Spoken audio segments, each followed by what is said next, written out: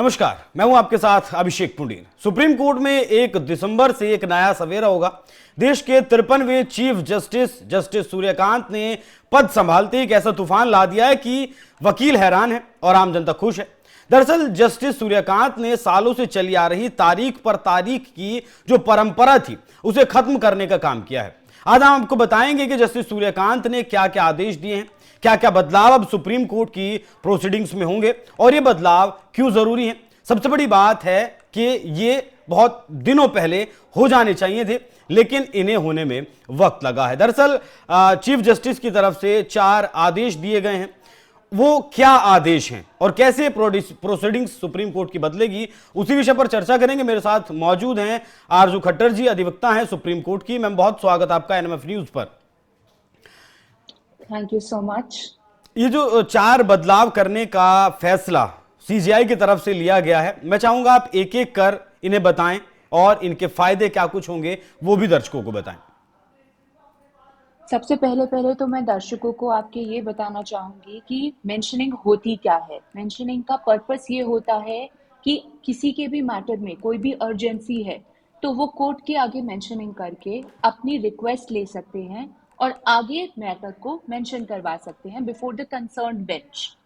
अब इन्होंने मेंशनिंग में मेन चेंज ये लेकर के आए हैं कि अर्जेंट जितनी भी लिस्टिंग है उनको ऑटोमेटिक कर दिया गया है। अनलेस एंड अनटिल किसी भी मैटर में कोई ग्रेव इमरजेंसी नहीं है या फिर किसी मैटर के अंदर जहां पर कोई बेल रिलेटेड कुछ नहीं है या किसी को कहीं से डिस्पोजेस नहीं किया जा रहा है या फिर कोई अभिवक्ता की आजादी की कोई बात नहीं हो रही है, उन्हीं मैटर्स को ही प्रायोरिटाइज करते हुए आगे लेकर के जाया जाएगा।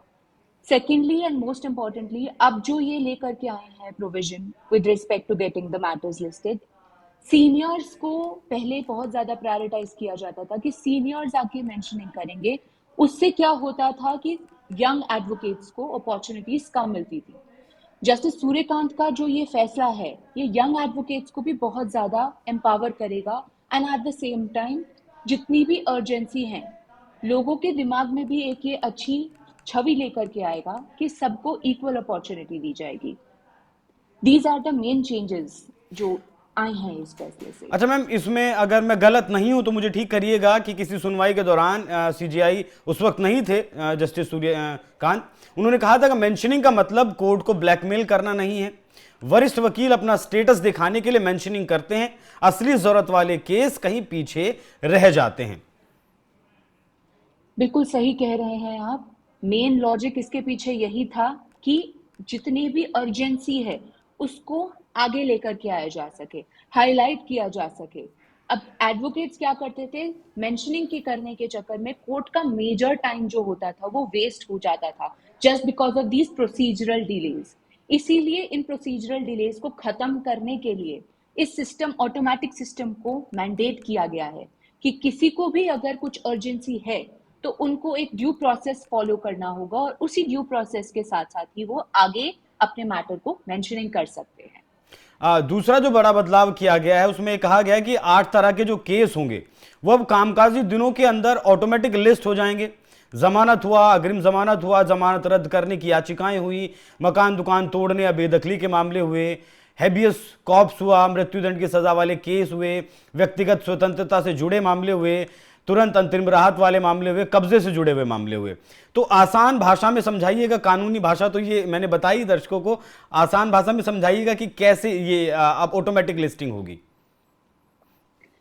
जिस मैटर में बहुत जरूरी कुछ काम है, अब जैसे बेल का मैटर हो गया या किसी की अभी डेथ सेंटेंस है, तो ये एक बहुत ही जरूरी चीज है जिसके ऊपर कोर्ट को अपना कीमती समय देना चाहिए।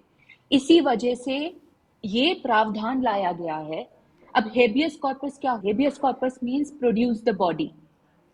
किसी को भी अर्जेंटली कुछ, वी आर नॉट अवेयर कि कौन कहां पर है, बच्चा कहां पर है, हेबियस कॉर्पस की रिट लगाई जाएगी, कोर्ट से डायरेक्शंस ली जाएगी जहां बहुत ज्यादा अर्जेंसी है उस मैटर्स को। अब डिस्पोजेशन की जैसे आप बात कर रहे हैं, बिल्कुल जान माल की हानि होने का जहां पर नुकसान है, जहां पर मामला है, उसी सिचुएशन के अंदर अर्जेंट लिस्टिंग को प्रायोरिटाइज किया जाएगा, उसी की सिचुएशन में ही अर्जेंट लिस्टिंग को कंसिडर किया जाएगा। ये बात भी सही है मैम कि इस अर्जेंसी के लिए वकील कभी कभी लाखों रुपए तक भी ले लिया करते थे। मैं इसके ऊपर कुछ कमेंट नहीं करना चाहूंगी। हर किसी की लिस्टिंग और अर्जेंट सबका अलग अलग फीस का रहता है। अच्छा मैम, तीसरा जो बदलाव किया गया है, नया एक परफॉर्मा लाग लेकर आया गया है। अब मेंशनिंग के लिए फॉर्म भरना पड़ेगा, उसमें लिखना पड़ेगा, क्या क्या उसमें करना पड़ेगा? सो ये हाई कोर्ट और सुप्रीम कोर्ट में दोनों में ये इवनली है एग्जिस्ट करता है ये प्रोफॉर्मा, जिस प्रोफॉर्मा के अंदर आपको बताना होगा कि कौन मेंशनिंग कर रहा है। सुप्रीम कोर्ट के अंदर एओआर के थ्रू होती है, आपको शायद मालूम ही होगा, एडवोकेट ऑन रिकॉर्ड के थ्रू। जो एओआर्स हैं उनका कोड जाएगा, उनकी डिटेल्स जाएंगी, लिटिगेंट्स की डिटेल्स जाएंगी, and at the same time matter में अर्जेंसी क्या है। जैसे अभी हमने 8 तरीके की वो डिस्कशन किया, anticipatory bail, regular bail, habeas corpus, disposition, इन सब में क्या आपकी क्या अर्जेंसी है, आपको क्यों ये मैटर को मेंशन करना है, ये सारी चीजें जरूरी पहले से आपको बतानी होगी। और जैसे ही वो स्क्रीन होकर के निकलेगा, that is when your mentioning will be allowed. चौथा बदलाव जो किया गया है वो जो गैर जरूरी स्थगन मामलों का होता था, तारीख पे तारीख जो मिलती थी, असल मुद्दे पर तो हम अब आए हैं, वो उस पर क्या टिप्पणी या क्या फैसला किया गया है सीजीआई के द्वारा? प्राइमरीली मेंशनिंग के अंदर बहुत टाइम वेस्ट होता था, बार और बेंच का दोनों का। बार का ऐसे वेस्ट होता था कि जो पहले ऑलरेडी एग्जिस्टिंग मैटर चलता हुआ चला आ रहा है, पहले वो खत्म होगा तभी मेंशनिंग स्टार्ट होगी, बीच में हम इंटरवीन नहीं कर सकते हैं। लाइकवाइज बेंच का भी बहुत इंपॉर्टेंट कीमती समय जाया होता था because of this mentioning only. अब इस पूरे प्रोसेस में क्या हो गया है कि अब इन्होंने जब से ये अलाउ किया है, अलाउ करने से अब इनका procedural time, unnecessary procedural rush खत्म हो जाएगा, ट्रांसपेरेंसी आएगी, इफेक्टिवनेस बढ़ेगी, कोर्ट काम अच्छे से कर पाएगी, क्योंकि ये अननेसेसरी डिलेस को खत्म कर दिया जाएगा इससे। बाकी जो लगभग 5 करोड़ केस इस देश की अदालतों में पेंडिंग है, 90,000 से ज्यादा मामला सुप्रीम कोर्ट में पेंडिंग है, हाई कोर्ट में भी बहुत सारे मामले पेंडिंग हैं, क्या ये मामले अब जल्द ही निपट पाएंगे?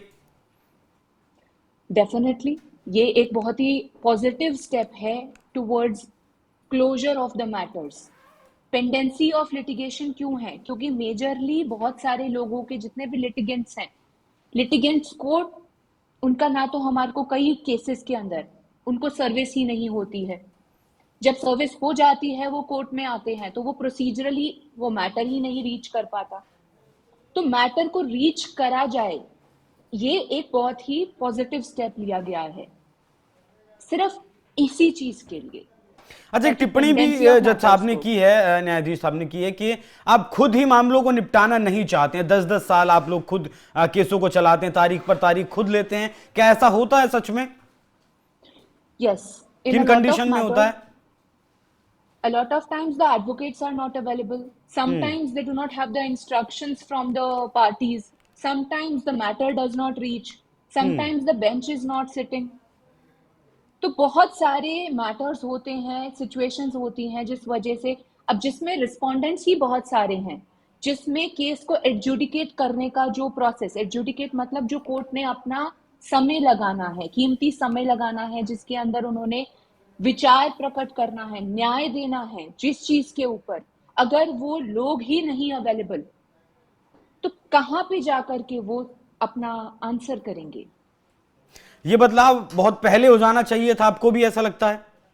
पहले भी एक बार ये जस्टिस संजीव खन्ना जब आए थे तब उन्होंने भी ये लेकर के आए थे, बट फिर बीच में इसको रिमूव कर दिया गया था। अब फिर से ये लेकर के आए हैं इस चेंज को। अब की बारी इन्होंने मेंशनिंग के साथ साथ यंग एडवोकेट्स को और प्रायोरिटाइज करने के लिए रिमूव क्यों किया गया था मैम बीच में?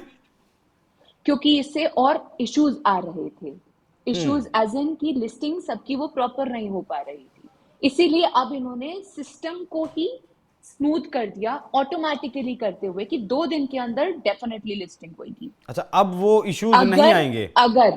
अगर डिफेक्ट फ्री फाइलिंग होती है तो that is the main condition. Defect free filing का मतलब ये हुआ कि आपने जिस फॉर्मेट में फाइल करना है उसके अंदर कोई डिफेक्ट्स नहीं होने चाहिए। मैम कोई एग्जांपल देके समझा पाएंगे किस तरीके का डिफेक्ट? बहुत सिंपल है, ट्रू लेजिबल कॉपीज होना। अब आप और मैं कोर्ट में अगर हम कोई कागज प्रस्तुत कर रहे हैं, अगर वो पढ़ने लायक कंडीशन में ही नहीं है, वो डिम कॉपी है, तो कैसे कोर्ट उसको पढ़ पाएगी? तो कोर्ट में, सुप्रीम कोर्ट में, दिल्ली हाई कोर्ट में, हर जगह यही चीज चलती है कि आपको लेजिबल कॉपीज लगानी है, ट्रांसलेटेड कॉपीज लगानी है। सुप्रीम कोर्ट में देश भर से मैटर्स आते हैं, बहुत बार लोग ट्रांसलेटेड कॉपीज ही नहीं लगाते हैं। तो इस तरीके के छोटे छोटे डिफेक्ट्स होते हैं that have to be cured. ठीक है मैम, बहुत धन्यवाद जुड़ने के लिए हमारे साथ इस विषय पर। बाकी उम्मीद करेंगे कि न्यायपालिका में सुधार हो, जो आदेश या जो बदलाव सीजीआई सूर्यकांत की तरफ से किए गए। बाकी अगर बात करें तो इससे पहले भी कई ऐतिहासिक फैसले जस्टिस सूर्यकांत की तरफ से दिए गए हैं, जैसे पंजाब हरियाणा हाईकोर्ट की फुल बेंच का वो हिस्सा थे जिसने 2017 में बलात्कार के मामलों में डेरा प्रमुख गुरमीत राम रहीम को लेकर, जो जेल में हिंसा हुई थी उसको लेकर जो सच्चा सौदा उसका डेरा था उसे साफ करने का आदेश दिया था। जस्टिस सूर्यकांत उस बेंच का भी हिस्सा थे जिसने कॉलोनियल एरा के राजद्रोह कानून को स्थगित किया था और निर्देश दिया था कि सरकार की समीक्षा तक इसके तहत कोई नई एफआईआर दर्ज ना की जाए।